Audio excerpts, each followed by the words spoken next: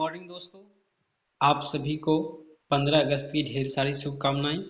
अभी के वीडियो में हम लोग पढ़ेंगे कक्षा 10 संस्कृत का दूसरा पाठ पाटलिपुत्र वैभवम। इसका महत्वपूर्ण सब्जेक्टिव प्रश्न अभी के क्लास में हम लोग देख लेंगे। फिर शाम वाले क्लास में हम लोग इसका ऑब्जेक्टिव भी पढ़ेंगे। आप लोग को बता दें, ऑब्जेक्टिव सब्जेक्टिव जो भी प्रश्न यहाँ से आपको दिया जाएगा वो सभी विश्वास के साथ आपके एग्जाम में ही पूछा जाएगा और वही सारे प्रश्न आपको यहाँ कराया जाएगा। तो चलिए ज़्यादा समय नहीं लेंगे, हम लोग चलते हैं, पहले अर्थ को समझते हैं, संस्कृत सहित अर्थ समझेंगे, फिर इसका इम्पोर्टेंट क्वेश्चन को पढ़ेंगे और आपको पीडीएफ भी डाउनलोड करके बता देंगे और पीडीएफ भी आपको यहाँ से प्रदान कर देंगे। तो चलिए आगे बढ़ते हैं।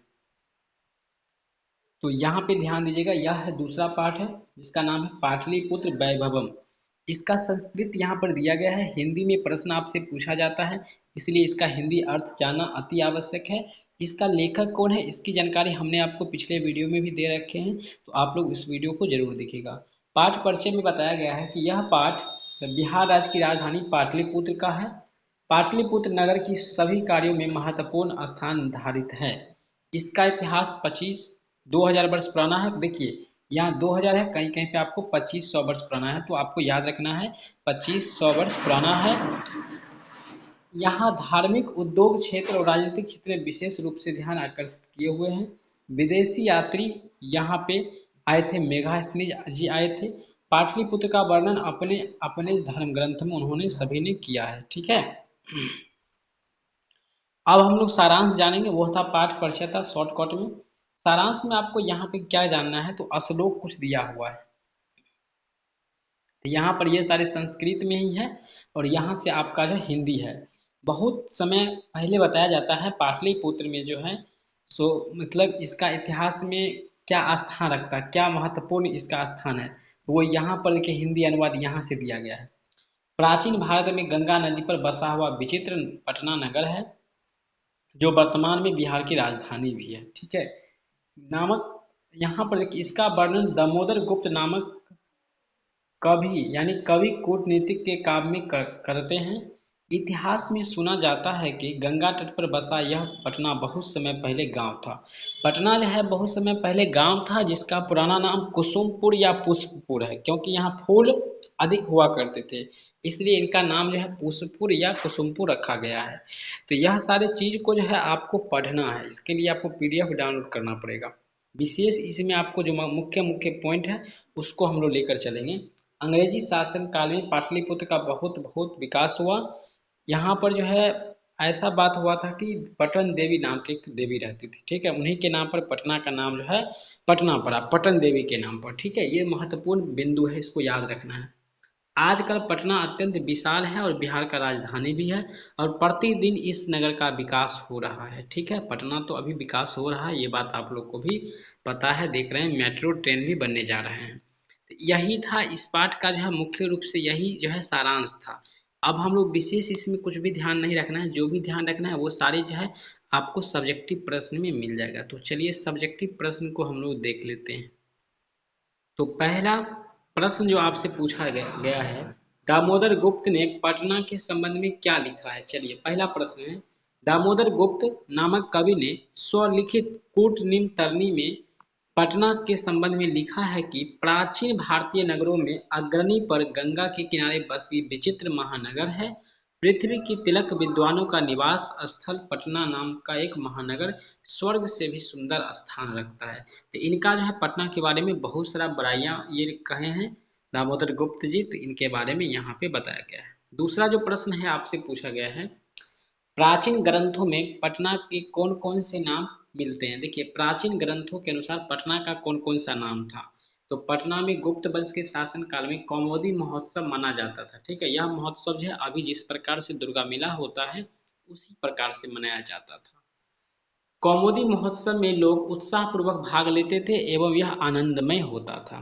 तो इनका जो है पुराना नाम जो है कुसुमपुर या पुष्पपुर के नाम से जाना जाता था। ठीक है, पटना में कौमुदी महोत्सव कब मनाया जाता है, तो यहाँ पर देख सकते हैं गुप्त के शासन काल में ही कौमुदी महोत्सव धूमधाम से मनाया जाता था।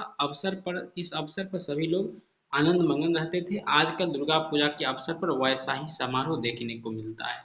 जिस प्रकार से उस समय कौमुदी महोत्सव होता था यानी पर्व होता था, वैसा पर्व आज दुर्गा पूजा हो रहा है। चौथा प्रश्न है, राजशेखर ने पटना के संबंध में क्या लिखा है? तो राजशेखर जो कि काव्य मीमांसा के कवि हैं, इन्होंने प्रमुख अपने ग्रंथ में पटना के बारे में बताए हैं। यह वर्षों पूर्व पाणिनि, पिंगल, व्यंग, वररुचि तथा पंतजलि आदि ने महान योगदान देकर ख्याति प्राप्त किया है पटना में। ठीक है। पांचवा प्रश्न पूछा जा रहा है, पटना के मुख्य दर्शनीय स्थलों का नाम लिखिए। देखिए यहाँ पर क्या कौन कौन सा ऐसा स्थान है जो मुख्य रूप से देखने वाले हैं। तो आपको अपना मन से लिख देना है। चिड़ियाघर लिखना है, संग्रहालय लिखना है, उच्च न्यायालय लिखना है, सचिवालय है, तारामंडल है, जैविक उद्यान है, महावीर मंदिर है, गुरु गोविंद सिंह का जन्म स्थान है, तो गुरुद्वारा है। तो ये सभी जगह जो है देखने वाली जगह है। तो पटना में जो है पूछा जाता है 3-4 ऐसे जगह का नाम बताइए जो दर्शनीय यानी देखने वाले हो। छठा प्रश्न है, कौन कौन सी विदेशी यात्री पटना आए थे? तो कौन कौन से विदेशी यात्री पटना आए थे? मेघास्थनी पहला है, जो चंद्रगुप्त मौर्य को दहेज में एक तरह समझिए मिला था यूनान से।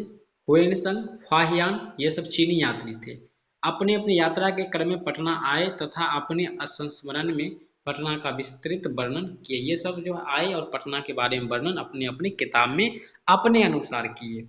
सातवां प्रश्न इंपोर्टेंट प्रश्न है, भगवान बुद्ध ने पटना के संबंध में क्या कहा था? भगवान बुद्ध ने पटना के संबंध में क्या कहा था?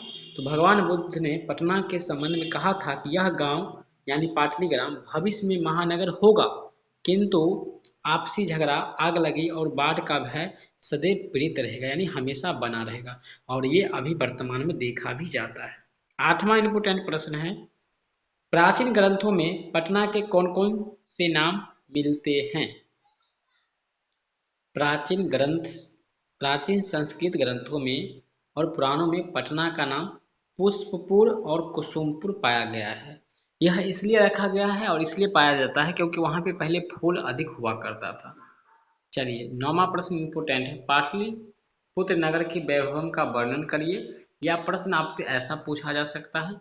देखिए, आप लोग घबराइएगा नहीं, संस्कृत है लेकिन हिंदी में ही प्रश्न आपसे पूछा जाता है, इसका हिंदी करके। ठीक है। तो ऐसा यहाँ पे 5 वाक्यों में आपको क्या करना है, परिचय देना है या सारांश देना है इस पाठ का। तो यहाँ पे सारांश जो है आपको ये पाठ का पूरा जो दिया गया है। ठीक है, शॉर्टकट में, कि पाटलिपुत्र प्राचीन काल से ही अपनी वैभव परंपरा के लिए विख्यात रही है। विदेशी यात्रियों ने अपने स्मरण ग्रंथों में अनेक बड़ाइयाँ की है इनके बारे में। मेघास्थनी जी लिखे हैं कि चंद्रगुप्त मौर्य काल में यहाँ की शोभा और रक्षा व्यवस्था अति उत्कृष्ट थी, यानी बताए हैं कि चंद्रगुप्त मौर्य के काल में यहाँ की व्यवस्था और जो है सिस्टम बहुत अच्छा था। यहाँ बड़े बड़े कवि, वैयाकार, भाष्यकर, परीक्षित हो यानी सभी लोग पढ़े हैं यहाँ पे। यानी पटना में जो है देश विदेश के लोग जो है अच्छे अच्छे विद्वान पटना से पढ़ के निकले हैं। ठीक है। राजशेखर जो है ये काव्य मीमांसा के लेखक, ये पूछा जाता है प्रश्न, मुख्य बिंदु नोट करने वाले हैं। आज पाटलिपुत्र नगर पटना के नाम से जाना जाता है, जहाँ संग्रहालय, गौरघर, जैविक उद्यान मतलब चिड़ियाघर, ये सब जो है दर्शनीय स्थल है। 10वां प्रश्न आपका है, चंद्रगुप्त मौर्य के काल में पाटलिपुत्र की रक्षा व्यवस्था कैसी थी? तो अभी हमने ऊपर में आपको बताया कि मेघास्थनी ने बताया कि इस समय जो है यहाँ की है रक्षा व्यवस्था अति उत्कृष्ट थी यानी अच्छे थे। अशोक काल में यह निरंतर समृद्ध रही और उस अशोक काल में जो है इसका विकास हुआ। सिख संप्रदाय के लोगों के लिए पटना क्यों महत्वपूर्ण है? ये भी है प्रश्न, बहुत ज्यादा इंपोर्टेंट प्रश्न है। सिख संप्रदाय के लिए पटना इसलिए महत्वपूर्ण है क्योंकि यह सिखों के 10वें गुरु गोविंद सिंह का जन्म स्थल है और गुरुद्वारा भी यही है, इसलिए इस पवित्र स्थल का सिख संप्रदाय में बहुत बड़ा महोत्सव है और देश विदेश के लोग यहाँ पे देखने अभी भी आते हैं। तो दोस्तों, इस तरह से आपका क्लास जो है संस्कृत में पाठ 2 का खत्म हो चुका है। ऑब्जेक्टिव हम लोग शाम में क्लास करेंगे। इससे पहले आपको क्या त्रुटि, क्या कमी लगी इस क्लास में, हमें कमेंट करके जरूर बताएं। बाकी मिलते हैं दूसरे वीडियो में, तब तक के लिए इजाजत हो, धन्यवाद।